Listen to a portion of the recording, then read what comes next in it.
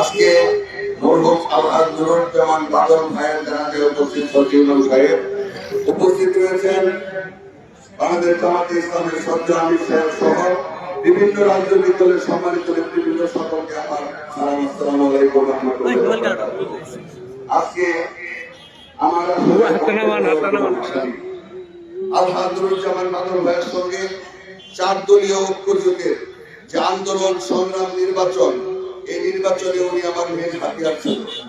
আমি আমার ভাইয়ের মতো ওনাকে দেখতাম, ছোট ভাইয়ের মতো। উনিও আমাকে বড় ভাইয়ের মতো শ্রদ্ধা সম্মান করতেন। আজকে ওনার শেষ বিদায় বেলায় আমি শুধু এইটুকু বলবো আপনাদেরকে, আমরা একজন জাতীয়তাবাদী ইসলামী শক্তির পক্ষে একজন বীর সেনাকে আমরা হারালাম।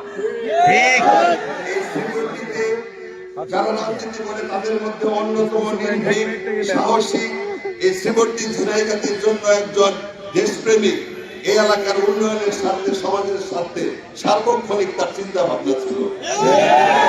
আমরা নীরবে নিভৃতে বহু সময় কাটিয়েছি, যেটা বলার ভাষা নাই।